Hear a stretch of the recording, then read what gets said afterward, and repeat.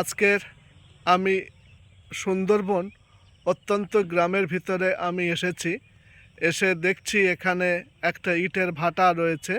আর সেই ইটের ভাটা রাজু ভাটা। আর সেই রাজু ভাটার আজকের আমি এসেছি ভিডিও করার জন্য। আর তাই আপনাদেরকে দেখাচ্ছি, আপনারা দেখুন এর মধ্যে ইট তৈরি হয়ে গিয়েছে। আর এখানে দেখুন ইট সারিবদ্ধভাবে পাতা আছে, আমি আপনাদেরকে দেখাচ্ছি।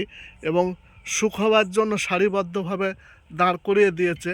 সমস্ত এরিয়াটা আমি আপনাদেরকে দেখাচ্ছি, আপনারা দেখুন কত ইট এখানে, লাখো লাখো কোটি কোটি ইট তৈরি হয়ে থাকে।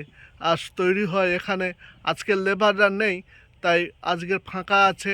আর দেখতে পাচ্ছেন এখানে যে চুলাটা আছে, এই চুলার মধ্যে কয়লা দিয়ে সমস্ত ইটগুলো পোড়ায়।